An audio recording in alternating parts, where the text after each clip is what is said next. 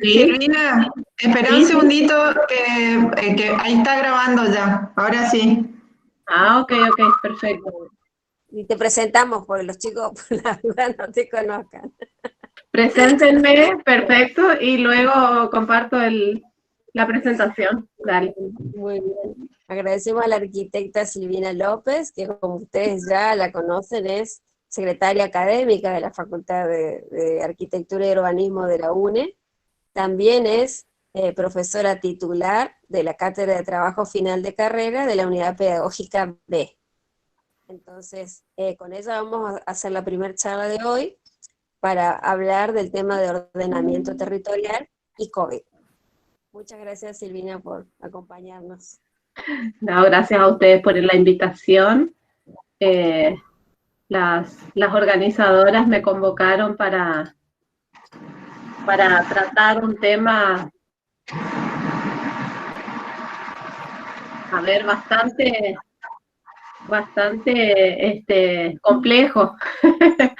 Así que armé una estructura mínima como para apoyarme y tratar de que el tema, que es muy complejo, lo podamos ver sencillamente y les pueda servir a ustedes que van a desarrollar un trabajo muy creativo y propositivo, como lo hacen siempre en estas instancias del TBR. Bueno, y que les sirva, lo puedan aprovechar lo máximo posible. ¿Se está viendo ahí el PowerPoint?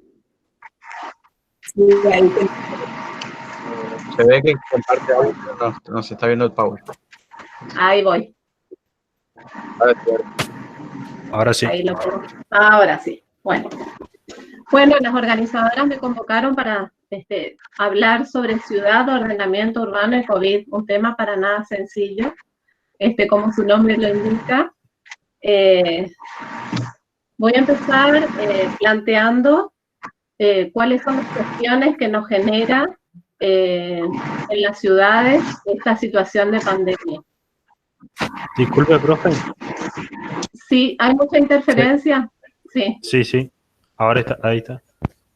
Ahí está, perfecto. Bueno, voy a empezar planteando cuáles son las cuestiones que surgen a partir de esta pandemia y sus efectos.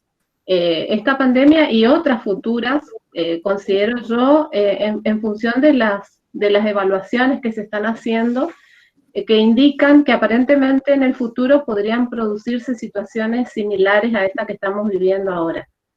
Creo que las ciudades deben ofrecer respuestas y soluciones a estas nuevas problemáticas y a estos nuevos modos de vida que se van a generar a partir de estos eventos. Y acá viene cómo podemos aportar nosotros como arquitectos, como urbanistas, por ser disciplinarmente los que diseñamos los espacios donde desarrollan sus actividades los seres humanos, desde la escala de la vivienda a la de la ciudad y el territorio.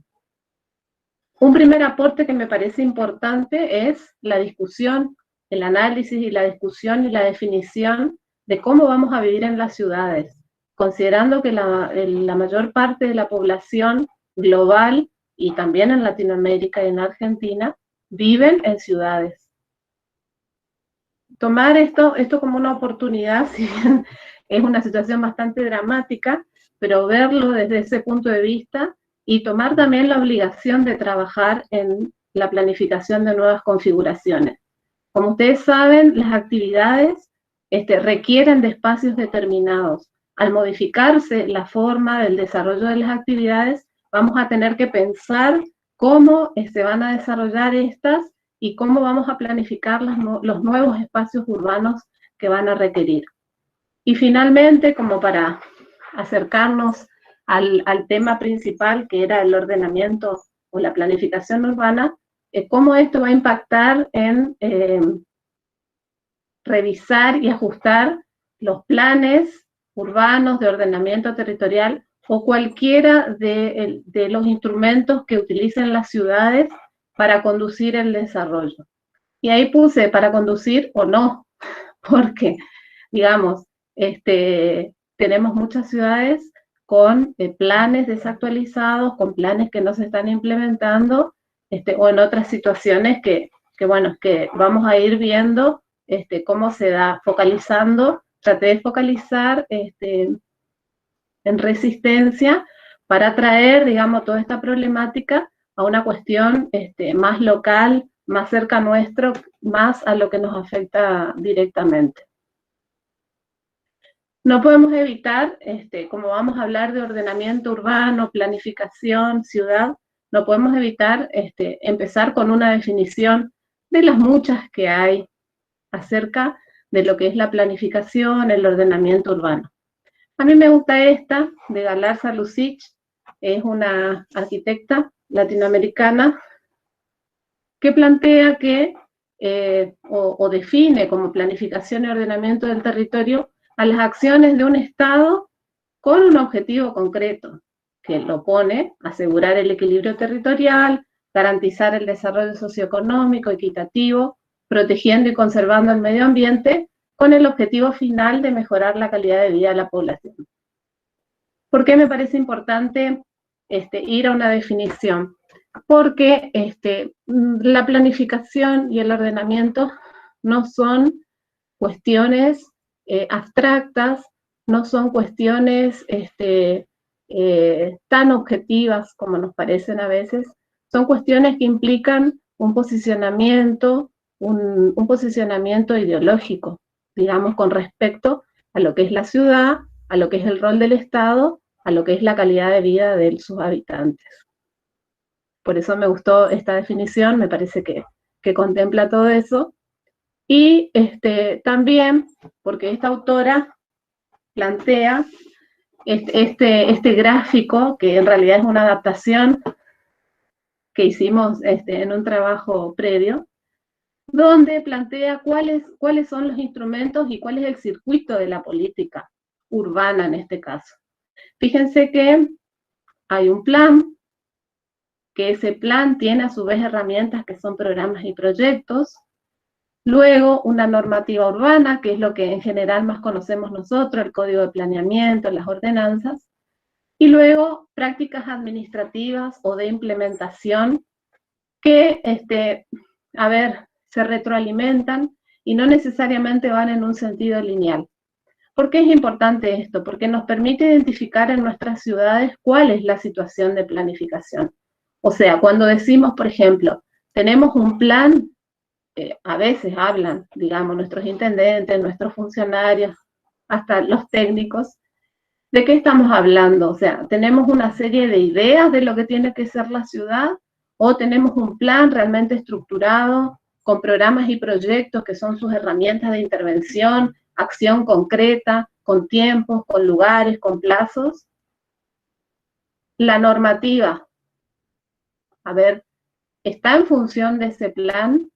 Fíjense que, por ejemplo, en Resistencia tenemos la situación de que una normativa urbana desactualizada, muy, muy antigua, que todavía sigue vigente, y tenemos un plan urbano nuevo, el POT-RES 2040, que ahora les voy a mostrar algunas cuestiones que surgen del mismo. O sea que en este momento, por ejemplo, en Resistencia tenemos dos cuestiones o dos elementos o dos instrumentos que en realidad no están coordinados. O sea, tenemos un plan urbano que plantea ideas nuevas para la ciudad, más actualizadas, y tenemos una normativa urbana desactualizada. Y a su vez tenemos prácticas concretas, administrativas, que en este caso es de la autoridad local, que es la municipalidad, que por ejemplo, el área de obras particulares aplica la norma desactualizada, por ahí con algunos parches, mientras tanto un plan urbano, o sea, sin entrar en detalles, quiero plantear que cuando hablamos de planificación o de ordenamiento, estamos hablando de estas tres cuestiones, no solo del plan como un documento donde se plasman ideas sobre una ciudad.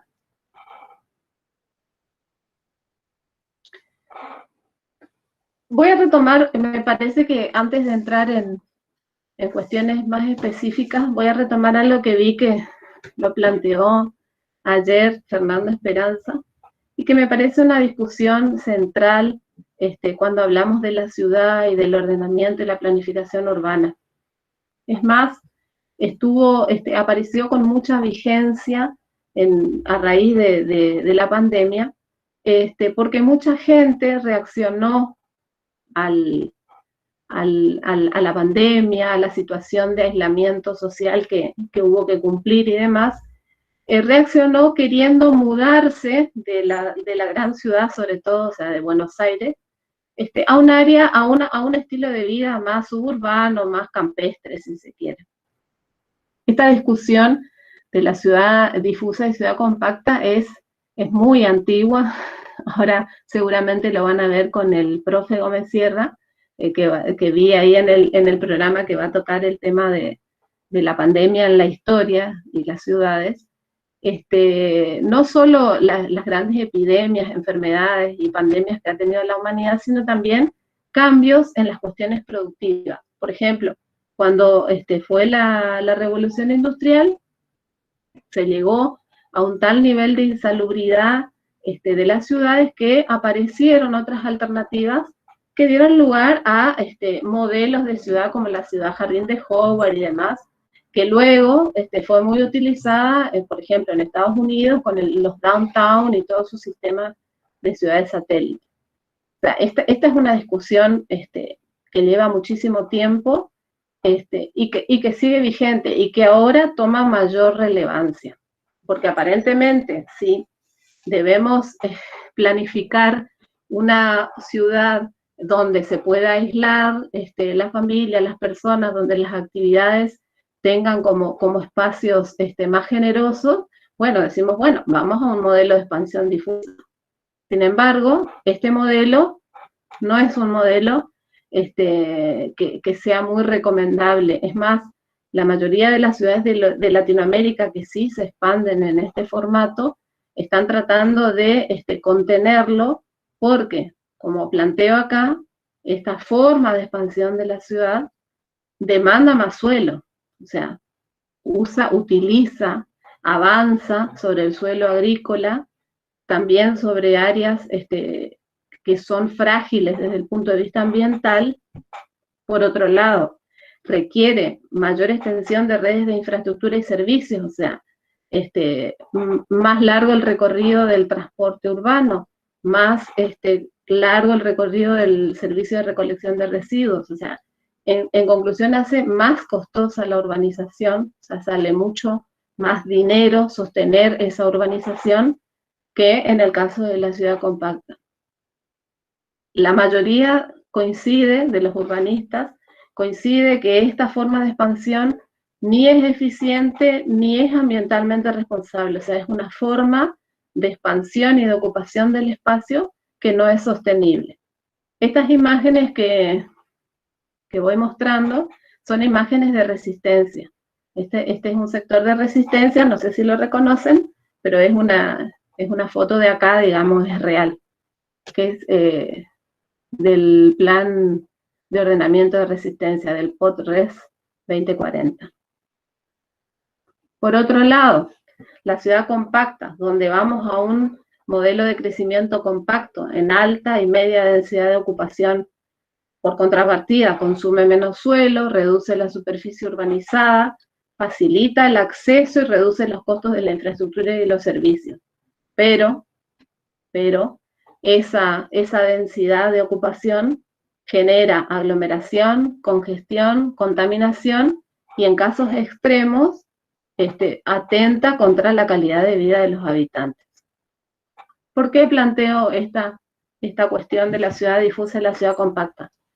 Porque esta forma de ver, estas decisiones que se toman en el planteo de cómo va a crecer la ciudad, es después lo que nosotros vemos en los planes y luego en los códigos, como la manzana mínima, el lote mínimo, el FOT, o sea, los indicadores urbanísticos, el FOT, el FOS, qué capacidad constructiva van a tener los lotes. Bueno, todo eso que nosotros lo analizamos como una cuestión técnica, luego, porque somos nosotros al proyectar un edificio quienes tomamos esos indicadores urbanos y los aplicamos, pero en definitiva, cuando vamos al origen, o sea, de dónde salen estas decisiones, en algún punto se tomaron decisiones sobre cómo va a crecer la ciudad y cómo se va a densificar. Por lo tanto, es la primera cuestión a tener en cuenta cuando hablamos de la planificación y el ordenamiento urbano. En definitiva, de esto, creo que esta, como cualquier otra crisis, o sea, en general siempre lo debemos pensar, pero en este momento más, porque se ha puesto en crisis la ciudad, se deben pensar modelos urbanísticos más eficientes, tratar de responder de manera más inteligente a esta y a otras crisis futuras, y sobre todo más sustentables, digamos, porque no se puede perder de vista que la ciudad debe cumplir con esta característica. Para lograrlo, cada uno de los sistemas, o sea, ustedes saben que la ciudad es un sistema complejo, cada uno de los sistemas estructurantes que conforman el territorio urbano debe evolucionar, debe repensarse, debe replantearse. Entonces acá lo que planteo es qué cuestiones de cada uno de los sistemas que componen o que conforman la ciudad debemos tener en cuenta para poder lograr eso justamente, adaptarse a las nuevas condiciones. Entonces, en cuanto a los sistemas de espacios públicos de la ciudad, que tiene que ver hasta con su estructura, porque, digamos, si vamos al término, a la definición general de espacios públicos, estamos hablando de todo el sistema de calles, de espacios verdes, de veredas, o sea, todo el espacio público de la ciudad. Y ahí vienen distintos planteos, o sea, cambiaría, o sea, ¿va a cambiar el concepto de plaza, de calle, de vereda, o van a seguir siendo definidos de la misma manera? ¿Hay o existen plataformas que van a suplantar o a suplir las necesidades de interacción entre los seres diversos en condiciones de igualdad, que son las características que debe tener un espacio público? Por lo menos en la ciudad, en nuestra ciudad, la ciudad abierta, la ciudad social, no así, por ejemplo, en los nuevos modelos de urbanización, que son un conjunto de barrios cerrados, donde las características de la urbanidad han cambiado, ¿verdad? Pero estamos hablando de la ciudad abierta. En cuanto al área mínima, o sea, ustedes saben que un parámetro muy, muy antiguo que se utiliza para medir, nosotros que siempre estamos tratando de ver en el diseño, en los análisis, en el diseño, si nos ajustamos o no a esos estándares mínimos, sobre todo los que están fijados ya internacionalmente desde una tradición del urbanismo. Realmente esa área mínima que la convención o se ha instalado entre 10 y 15 metros cuadrados de espacio verde por habitante como un área deseable, realmente ¿será esa la cantidad de superficie que necesita o que requiere cada individuo? Con esa superficie lograremos evitar las aglomeraciones, necesitamos más cantidad de espacio público o de otra calidad, con otra conformación. ¿Cómo hacer la actividad con seguridad y sin contacto físico? O sea, es posible, para empezar, digamos, es posible, y es posible en las ciudades con las características de nuestra sociedad. Creo que es un planteo bien local, digamos. Puede llegar a ser posible en otros lugares, no sé cómo sería posible con nuestras costumbres y con nuestra idiosincrasia.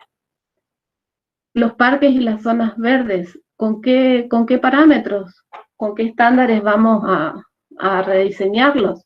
Porque tenemos que garantizar la interacción y el contacto sensorial, si se quiere, pero no el contacto físico. Para este punto, ejemplifico con esta gráfica, que la fuente es el POTRES. Resistencia, por ejemplo, tiene este tipo de hogares, porque digamos, todo esto también tiene que ver con las características de la sociedad, de los hogares que viven en una ciudad. Fíjense, de los tipos de hogares en Resistencia, solo el 38% tiene la característica del hogar típico, o sea, un hogar nuclear con parejas e hijos. El 38%. El resto, el restante 60% son hogares de una persona, o sea, unipersonales, hogares nucleares incompletos, quiere decir con un padre, una madre y los hijos, parejas con o sin hijos y con otros familiares, hogares solo de parejas, o sea, la variedad de situaciones en las que las personas viven y se agrupan es muy variada, y yo creo que es fundamental tener un conocimiento, una aproximación a las características de la población de nuestras ciudades para ver realmente cuáles son sus necesidades y sus requerimientos, considerando que, por ejemplo, en esta pandemia la población más vulnerable son las personas de la tercera edad. En cuanto al sistema de equipamientos colectivos, que es la otra cuestión muy impactada, o sea, también nos va a obligar a considerar nuevos estándares para determinar áreas de localización, porque esto tiene dos cuestiones. La localización en la ciudad para servir a los habitantes, y luego los espacios requeridos para su diseño como equipamiento, digamos.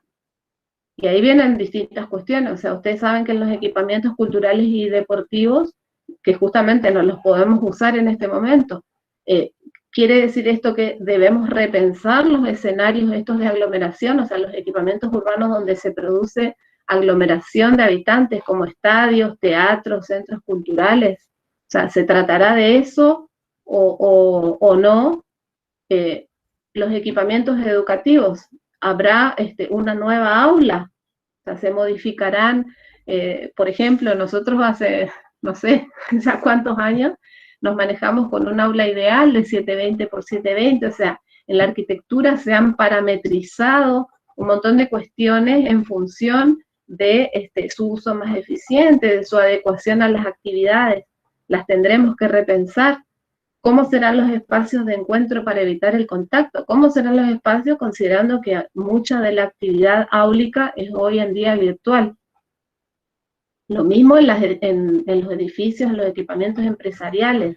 O sea, este teletrabajo que estamos ahora viviendo va a ser una opción, o sea, va a terminar suplantando a los espacios empresariales y cooperativos y las viviendas en este sentido. Entonces las viviendas deberán responder a esta demanda y plantearse en el diseño de las viviendas ser adecuadas a la productividad laboral de las personas. Bueno, como verán, hay más preguntas que respuestas, porque como es una situación que estamos viviendo, las respuestas van a venir a continuación. Lo que me parece importante en este momento es tener, y lo que trato de aportarles, es tener una estructura de análisis de las cuestiones relevantes a considerar en este replanteo de la ciudad. Uy, ahí se fue. En cuanto al sistema de infraestructuras y servicios públicos, bueno, esta también es una imagen del plan de resistencia. Fíjense que, a ver, por un lado, con respecto a las redes prioritarias o a las redes, a las infraestructuras, bueno, esto no es nuevo. El acceso a las infraestructuras y a los servicios públicos es obviamente una necesidad fundamental y prioritaria. Por supuesto que se evidencia la falta o sea, cuando falta infraestructura cloacal, de agua potable y demás, obviamente se produce el conflicto con la situación de pandemia, que es una situación sanitaria. No quiere decir que antes esa gente no tenía problemas, o sea, el déficit de infraestructura es un problema y es un problema grave en nuestras ciudades. Hay como, no sé si llegan a ver, pero ven la cobertura de las diferentes infraestructuras en resistencia, que por cierto tiene una gran parte de su área urbana sin cubrir con infraestructura y también con servicios públicos. Ahora aparece un nuevo requerimiento, o sea, estas son como las infraestructuras, digamos, básicas. Pero ahora aparece otra cuestión, que es la conectividad y el acceso a los medios virtuales. O sea, en este contexto pasan a ser un servicio básico, esencial y necesario. Digamos, aparentemente en un escenario futuro va a cobrar otra relevancia en el sistema de infraestructuras que previamente no tenía. O sea, era visto como algo a desarrollar a futuro, pero nunca tuvo ese carácter de esencial y prioritario como lo tiene en este momento. Lo mismo en cuanto a los servicios de abastecimiento. O sea, si de algo nos hemos dado cuenta en esta situación de pandemia, es que no estaban muy bien pensadas las redes de abastecimiento y distribución de alimentos e insumos esenciales. De hecho, cuando se dictaron esos decretos donde se hablaba de un abastecimiento de cercanía y demás, bueno, pues en muchos barrios, en muchas situaciones, ese abastecimiento de cercanía no existe. Y la gente tuvo que moverse a pesar de las restricciones para acceder a ese abastecimiento. Entonces, el del acceso a los alimentos e insumos esenciales debe ser considerado como un servicio público. Y en ese sentido, fíjense, este es el plano de uso de suelos de resistencia, el que tiene muchos colores, y ahí no sé si alcanzan a ver las referencias. Lo que está en rojo son las actividades comerciales. Evidentemente, y luego se agranda un poquito con el zoom, evidentemente hay una alta concentración en el centro de la ciudad y en algunos ejes, en algunas avenidas, pero no se visualiza una distribución de los equipamientos. En este caso estamos hablando del comercial, pero de la misma manera podríamos hablar de otros equipamientos. No se distribuyen de manera homogénea en la superficie de la ciudad, de manera de justamente ser accesibles a la población. Entonces, esta es una cuestión que me parece fundamental. Estamos hablando del comercio, estamos hablando de los servicios financieros. De hecho, el déficit de cajeros automáticos en la ciudad, no solo en Resistencia, en la mayoría de nuestras ciudades, es un tema a considerar realmente. O sea, por un lado se pedía a la gente que no se mueva, pero una gran cantidad de gente era imposible que no se moviera porque de otra manera no accede a las cuestiones básicas para el desarrollo de su vida. Otra cuestión es el sistema, otro componente, el sistema de movilidad y redes.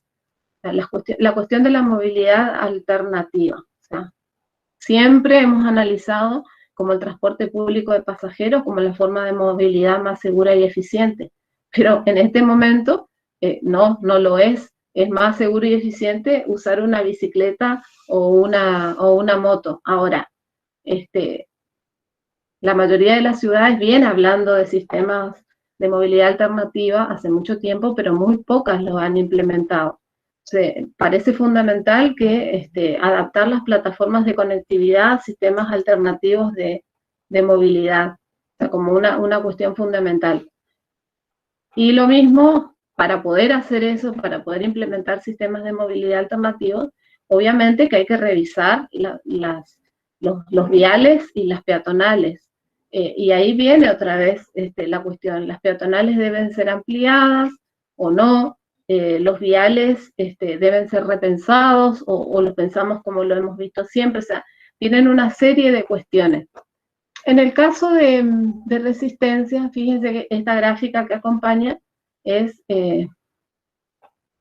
pertenece a una parte del POT que es el programa Movilidad y Accesibilidad, donde se plantean estas cuestiones. O sea, hay cuestiones estudiadas, hay cuestiones propuestas.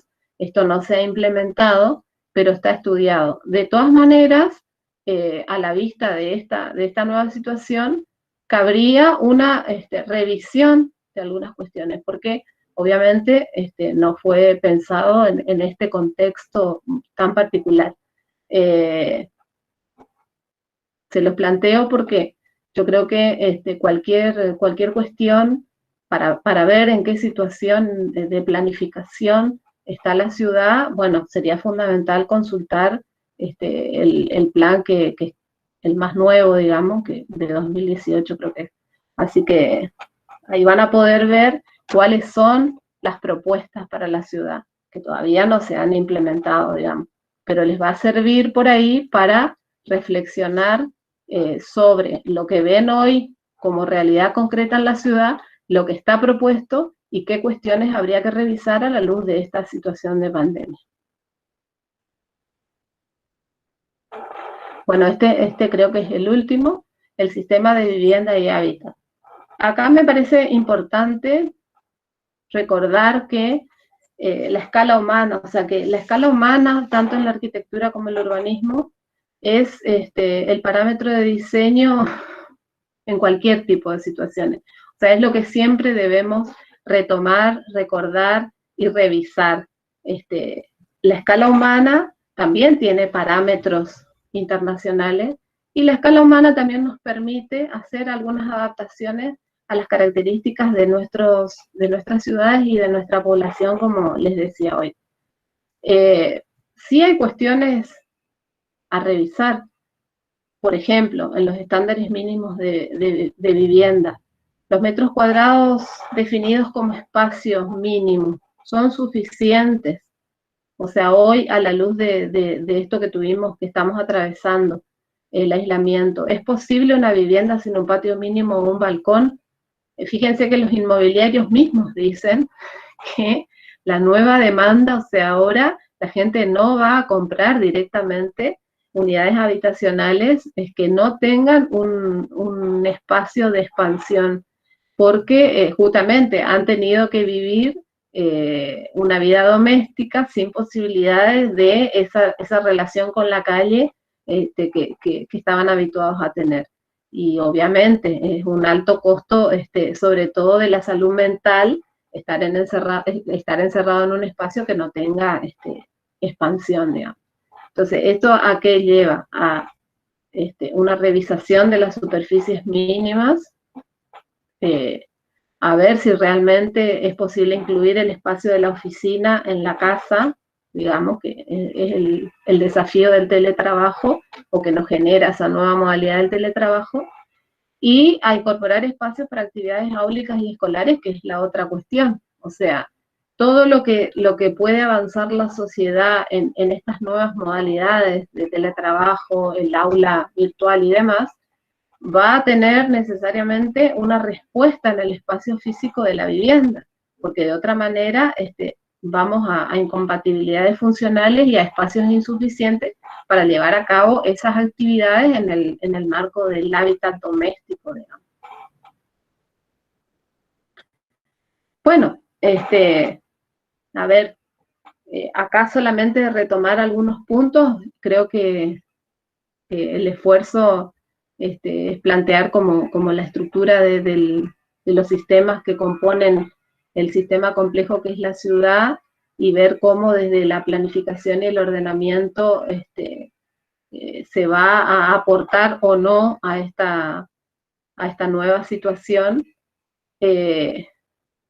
Acá, bueno, me faltó decir una cosa, que es que la no planificación también es una postura. Cuando decía hoy al comienzo que la planificación, el ordenamiento no son abstractos, no son carentes de un posicionamiento ideológico y demás, la no planificación es exactamente lo mismo. Cuando no planifico y dejo librado a que actúen ciertas fuerzas, en nuestro caso de la ciudad y de la vivienda, es el mercado, es porque estoy tomando la decisión de que eso ocurra, digamos.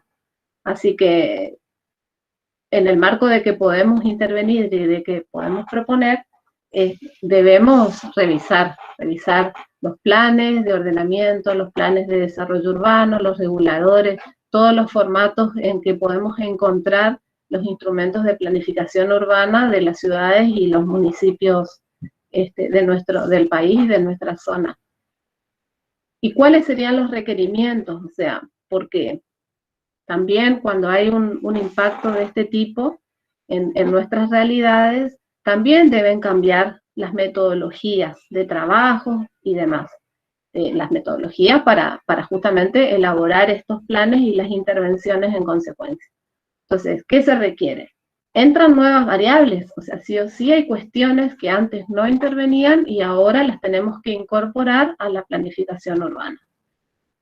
Entran nuevos diagnósticos, o sea, nuevos diagnósticos, porque al entrar problemáticas nuevas, necesariamente tenemos que definir líneas de base, hacer nuevos estudios técnicos que antes no los hacíamos, e identificar las nuevas condiciones que generan este tipo de crisis y sus efectos. O sea, tanto el COVID como otras posibles crisis similares que que son los que están son el escenario que están vaticinando muchos expertos técnicos y científicos. Y finalmente, también implementar herramientas de prospección de futuros complejos. Esto que suena tan raro, son herramientas de trabajo, herramientas metodológicas, herramientas de planificación que nos permitan justamente imaginarnos estos escenarios diferentes que se pueden dar y tratar de lograr lo que hemos aprendido y creo que seguimos hablando de las cuestiones deseables de la arquitectura y de la ciudad, que sea flexible, que sea adaptable, que pueda cumplir con la mayor de las calidades a las demandas de la sociedad en la que se encuentra. Así que, bueno, hasta acá llegamos. En todo caso, abrimos, no sé si tienen planteado un espacio de preguntas o algo como para profundizar en alguna cuestión que les interese. Sí, me parece que podemos hacer algunas preguntitas. Ya está Carlos con nosotros también. Bienvenido, Carlos. Y pero me parece que si queda alguna duda es un momento lindo para preguntar. Hola, Carlos, ¿qué tal?